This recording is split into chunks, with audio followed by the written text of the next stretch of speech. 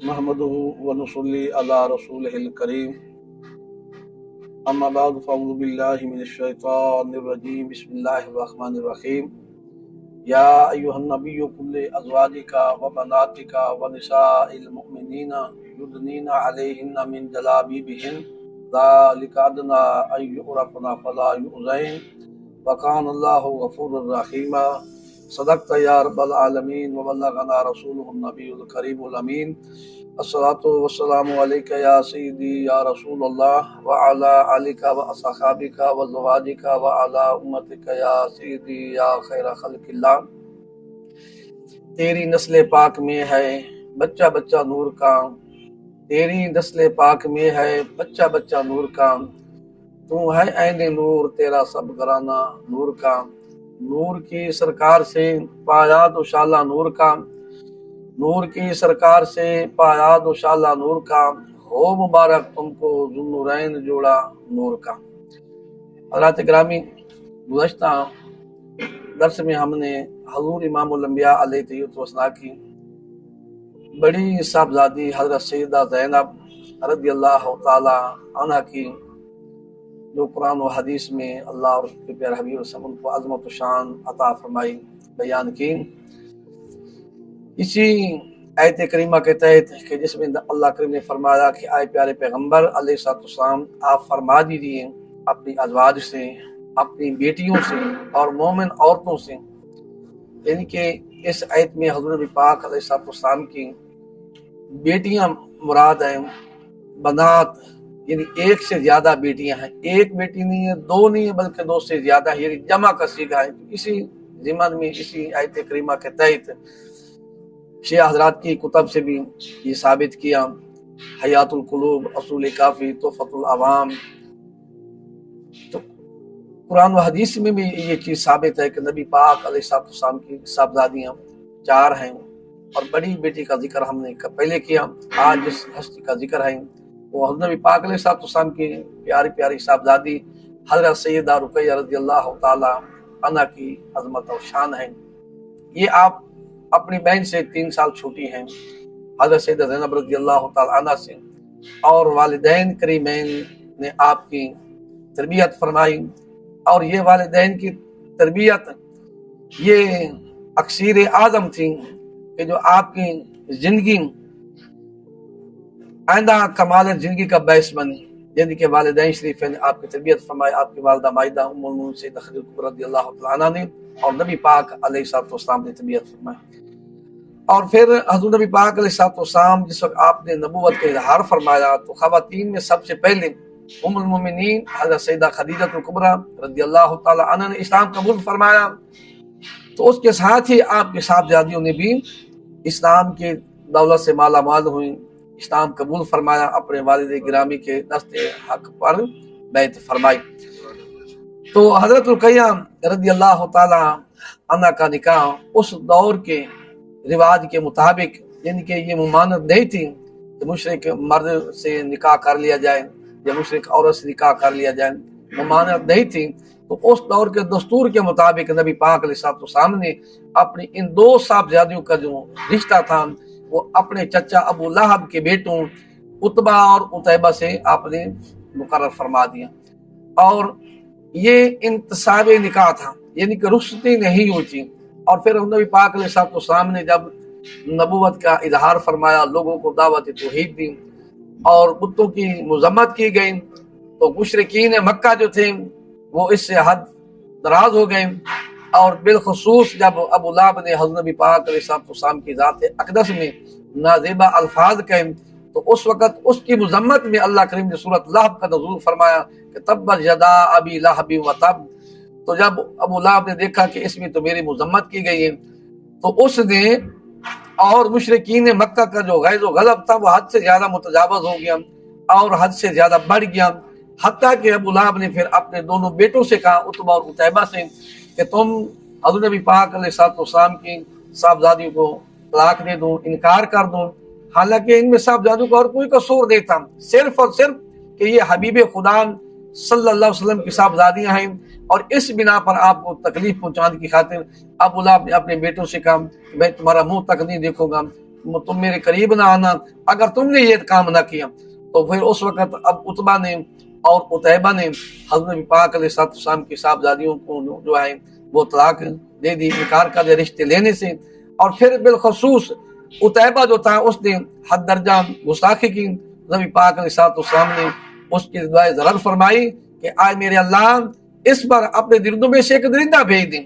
यहाँ ये बात बहुत समझने की काबिल है और उस पर गौर करना चाहिए कि अबू लहब के जो दो बेटे हैं जिसको दरिंदे ने चीर फाड़ डाला था, शेर ने मार डाला था, तो वो उसमें कौन था, यानी उसमें कौन उससे मुराद है?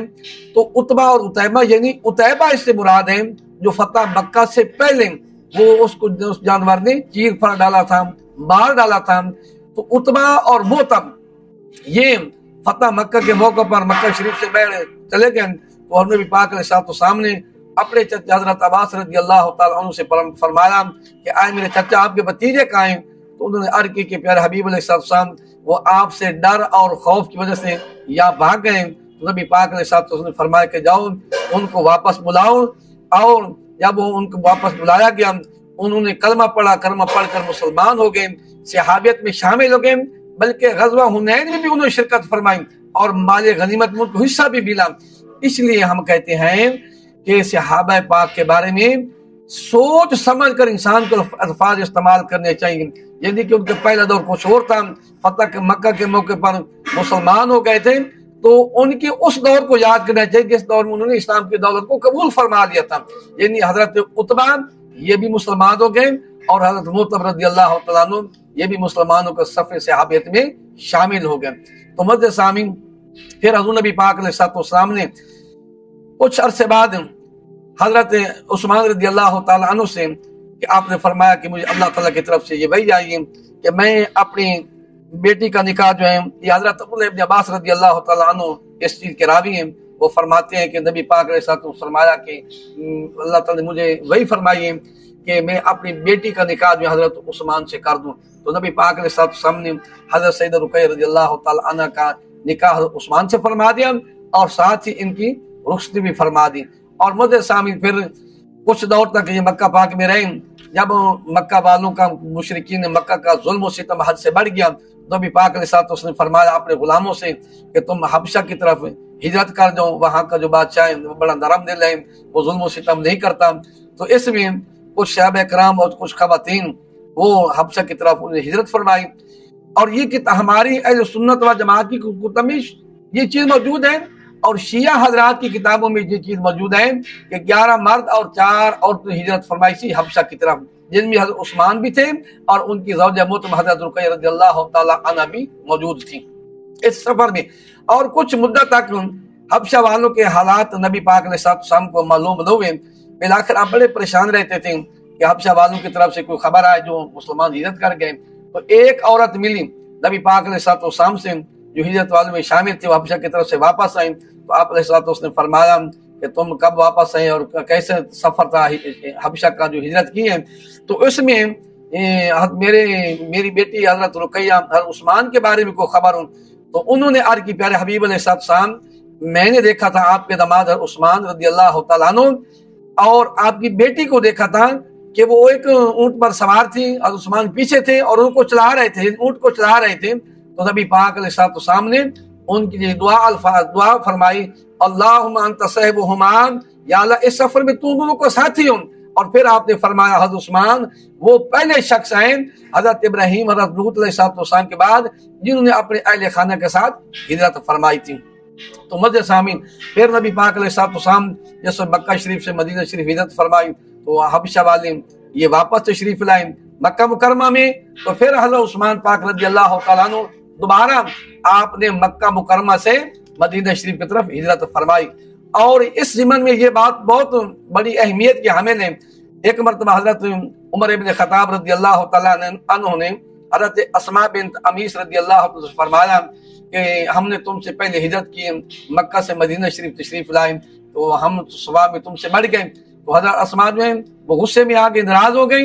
यानी ये हजरत जाफर तैयार रज़ियल्लाहु तआला अन्हा की ज़ौजा मोहतरमा थी जो गुस्से में आ गई और नबी पाक अलैहिस्सलाम की बारगाह में जाकर शिकायत की कि हज़रत उमर फारूक रज़ियल्लाहु तआला इस तरह आप फरमा रहे हैं تو نبی پاک نے فرمایا عمر کے لیے اور ان کے ساتھیوں کے لیے ایک ہجرت کا ثواب ہے، اور تم اور تمہارے لیے اور تمہارے جو ساتھی ہیں اہل سفینہ جو حبشہ کی طرف ہجرت فرمائیے، ان کے 2 ہجرتوں کا ثواب ہے، یعنی کہ اللہ کریم نے ان کو 2 اجر و ثواب عطا فرمایا ہے۔ اور پھر مجھے سامعین، حضرت نبی پاک علیہ السلام اپنی اس بیٹی کے ساتھ کتنی محبت فرماتے تھے، کتنی آپ کے دل میں ان کی شان و شوکت اور عظمت موجود تھی۔ آپ کیا فرماتے ہیں کہ حضرت عیاش رضی اللہ تعالی عنہ جو نبی پاک علیہ السلام کی خادمہ ہیں، تو وہ نبی پاک علیہ السلام کی خدمت میں حاضر ہوتے تھے، وہ فرماتے ہیں کہ میں ہر وقت نبی پاک علیہ السلام کی خدمت کے لیے تیار رہتی تھی، نبی کریم علیہ السلام کو وضو فرماتے تھے، اور نبی پاک علیہ السلام نے پھر اسی حضرت عیاش رضی اللہ تعالی عنہ کو جو آپ کی خادمہ ہے حضرت رقیہ رضی اللہ تعالی عنہ کے لیے تحفے میں ہدیہ میں بھیج دیں کہ جاؤ تم ان کی خدمت کرو اور ان کے گھریلو کام کاج میں ان کی مدد کریں، ان کی معاملت کریں، ان کے ساتھ تعاون کریں۔ یعنی کہ یہ بڑے اعزاز کی بات ہے جو نبی پاک علیہ السلام نے حضرت عیاش رضی اللہ تعالیٰ عنہ خادمہ جو تھی وہ ان کو عنایت فرمائی تھی، یعنی کہ یہ خصوصی شفقت ہے۔ اور مجھے سامعین، یہ جو رشتہ تھا حضرت عثمان اور سیدہ رقیہ رضی اللہ تعالیٰ عنہ کا، قریش کی عورتیں اس پر رشک کرتے تھے، وہ کہتی تھی کہ کائنات میں حسین ترین جوڑا جو ہے وہ اس وقت ہے تو حضرت عثمان اور حضرت رقیہ رضی اللہ تعالیٰ عنہ کا ہے، رضی اللہ تعالیٰ عنہ کا ہے، یعنی کہ احسن شخصین رأى انسان رقیہ و بعلها عثمان، یعنی کہ قضایت میں اگر حسین ترین کا جوڑا کسی نے دیکھا جائے تو حضرت رقیہ رضی اللہ تعالیٰ عنہ اور حضرت عثمان رضی اللہ تعالیٰ عنہ کی ذات مقدس کا ہے۔ اور مسجد سامعین، پھر نبی پاک علیہ السلام اس وقت مدینہ شریف میں تشریف فرماتے، یہ بھی مدینہ شریف میں تشریف فرماتے، سن 2 ہجری میں جب غزوہ بدر ہوئی تو حضرت رقیہ رضی اللہ تعالیٰ عنہ اتفاقاً بیمار ہو گئی۔ نبی کریم علیہ السلام نے حضرت عثمان سے فرمایا اور اپنے خادم خاص حضرت اسامہ بن زید رضی اللہ تعالیٰ سے فرمایا کہ تم یہاں مدینہ شریف میں ٹھہر جائیں اور ان کی تیمارداری کریں، خدمت کریں، اللہ کریم تمہیں غزوہ بدر کے مجاہدین کے برابر اجر و ثواب عطا فرمائے گا اور مال غنیمت میں تم کو حصہ بھی ملے گا۔ تو نبی پاک علیہ السلام غزوہ بدر میں تشریف لے جاتے ہیں، اور اس کے بعد جب غزوہ بدر میں فتح اللہ پاک عطا فرماتا ہے تو وہ ایک صحابی حضرت عبداللہ بن رواحہ اور ایک اور صحابی وہ تشریف لاتے ہیں خوشخبری کے لیے مدینہ شریف میں۔ جب پہنچتے ہیں تو حضرت سیدہ رقیہ رضی اللہ تعالیٰ عنہ کا وصال ہو جاتا ہے اور ان کے کفن دفن کے بعد ان کو دفنایا جاتا ہے۔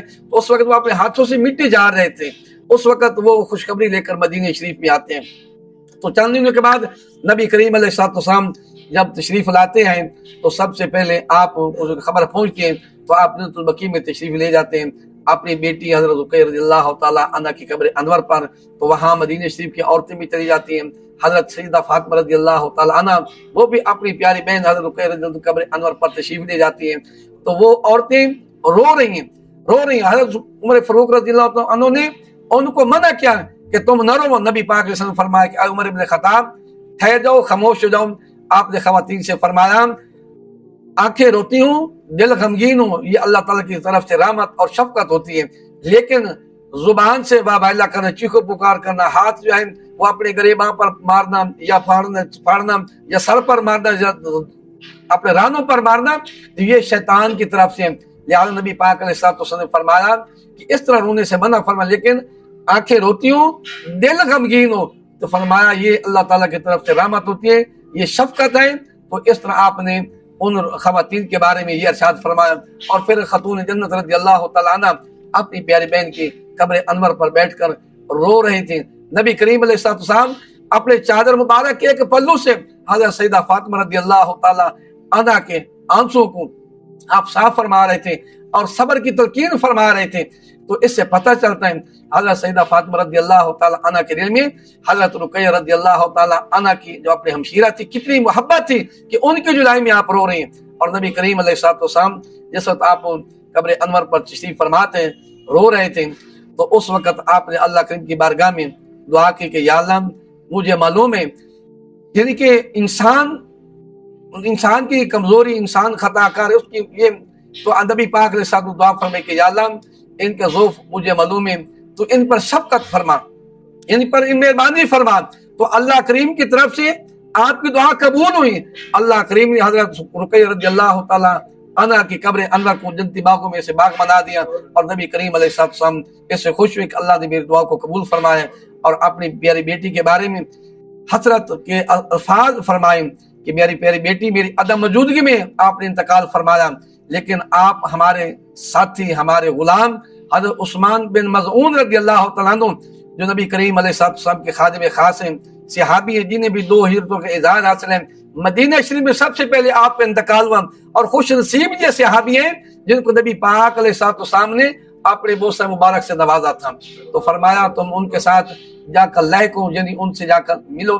तो मेरी बेटी तो नबी पाक अलैहिस्सलाम इस तरीके से अपनी बेटी के लिए ये अल्फाज फरमाए। और मुझे सामीन नबी करीम अलैहिस्सलाम को अपनी सारी साहबजादियों की औलाद मुबारक से बड़ी मोहब्बत थी। जैसा कि हज़रत सैयदा ज़ैनब रज़ियल्लाहु तआला अन्हा की औलाद से नबी पाक अलैहिस्सलाम मोहब्बत फरमाते थे। हज़रत साहबजादा अली रज़ियल्लाहु तआला अन्हु का अपना रदीफ बनाया था फतह मक्का के मौके पर। और बीबी उमामा रज़ियल्लाहु तआला अन्हा जो बीबी सैयदा ज़ैनब की साहबजादी है, नबी पाक की नवासी, कितनी मोहब्बत फरमाते थे, जितनी इमाम हसन करीम रज़ियल्लाहु तआला अन्हु से बचपन में मोहब्बत फरमाते थे कि अपने कद पर बिठाकर नमाज पढ़ते थे और कभी गोद में बिठा लेते थे। तो यानी ये अपनी उस नवासी के साथ भी आपने इतनी मोहब्बत फरमाई। तो आप अपनी प्यारी बेटी हज़रत सैयदा रुकैया रज़ियल्लाहु तआला के साहबजादा हज़रत अब्दुल्लाह के साथ भी आप बड़ी मोहब्बत और शफ़क़त फरमाते थे। तो आपकी औलाद में एक साहबजादा था हज़रत अब्दुल्लाह रज़ियल्लाहु तआला अन्हु, मदीना शरीफ में वो मौजूद थे, लेकिन चंद साल की आपकी उम्र मुबारक है तो मुर्गे ने आपकी आंख मुबारक के करीब ही चोंच मारी, जिससे चेहरा मुबारक मुतवर्रम हो गया, इसी से आपका विसाल हो गया। तो नबी करीम अलैहिस्सलाम ने उनके गुस्ल कफन के इंतजाम फरमाया और उस्मान पाक रज़ियल्लाहु तआला अन्हु को कब्र अनवर में उतारा। तो हज़रत नबी पाक अलैहिस्सलाम अपनी सारी साहबजादियों से मोहब्बत फरमाते थे और आपने हज़रत सैयदा ज़ैनब रज़ियल्लाहु तआला अन्हा के कफन दफन का खुद इंतजाम फरमाया। हज़रत उम्मे कुलसूम रज़ियल्लाहु तआला के कफन दफन खुद इंतजाम फरमाया, क्योंकि आपकी अदम मौजूदगी में हज़रत रुकैया का इंतकाल हुआ था। फिर उसके लिए भी आप दुआएं फरमाते थे। बीबी फातिमा रज़ियल्लाहु तआला अन्हा आपके विसाल मुबारक के बाद उनका विसाल मुबारक है, यानी कि आप अपनी सारी साहबजादियों के साथ ये मोहब्बत फरमाते हैं। लेकिन मुझे सामने यह बात याद रखें, शिया हजरात की कुतुब में ये चीज़ मौजूद है कि हज़रत रुकैया रज़ियल्लाहु तआला अन्हा और उनके जो है अपना उन पर दुरूद शरीफ भेजने का हुक्म है कि उनकी किताब तोहफतुल अवाम में ये चीज़ मौजूद है कि अल्लाहुम्मा सल्ले अला इब्ने नबी का कासिम व ताहिर, यानी कि नबी पाक से 2 बेटे हज़रत कासिम ताहिर पर अल्लाह का दरूद व सलाम हो, और सल्ले अला रुकैया बिन्त नबी का नबी करीम अलैहिस्सलाम की बेटी हज़रत रुकैया पर भी दरूद व सलाम हो, और उन पर अल्लाह करीम लानत फरमा जो इनको तकलीफ पहुंचाए।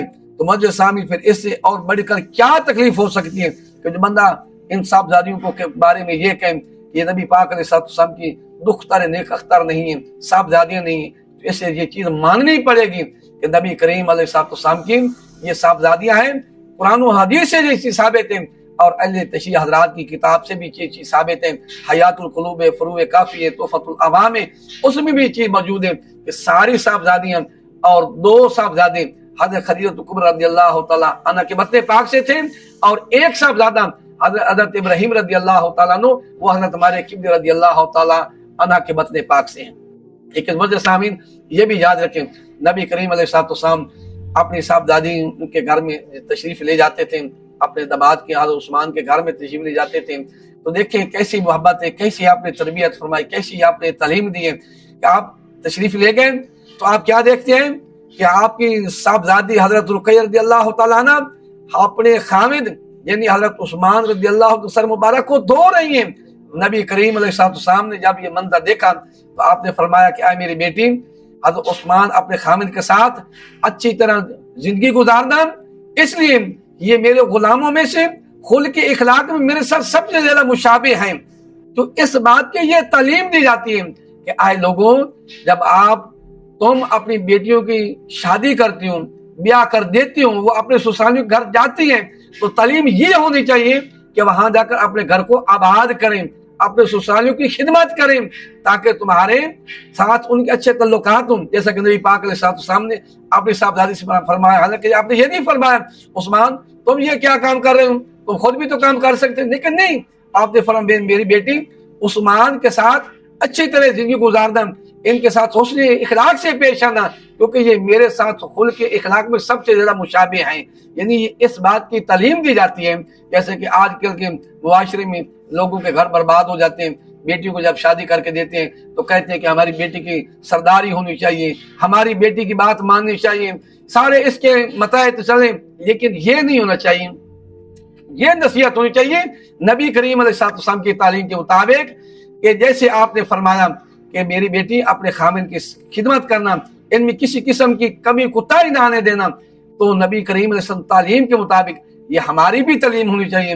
جب ہم اپنی بیٹیوں کی شادی کر کے دیتے ہیں، بیاہ کر دیتے ہیں، تو تنصیحت یہ ہونی چاہیے کہ بیٹی آپ نے وہاں جا کر سسرالیوں کی خدمت کرنی، ان کے گھر کو آباد کر دے، کسی قسم کے گلہ شکوہ نہیں ہونا چاہیے۔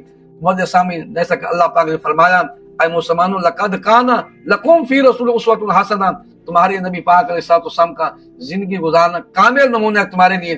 تو انسان جس پہلو میں بھی دیکھے نبی کریم علیہ السلام کی راہبری ملتی ہے، رہنمائی حاصل ہوتی ہے آپ کی اسوہ حسنہ سے، تو اللہ کریم ہم سب کو نبی پاک علیہ السلام کی صاحبزادیوں کے ساتھ عقیدت محبت، سچی محبت اللہ کریم ان کی عطا فرمائے، ان کا ادب کرنے کی توفیق عطا فرمائے، بے ادبی نافرمانیوں سے اللہ کریم سب کو محفوظ فرمائے۔ وآخر دعوانا ان الحمد للہ رب العالمین۔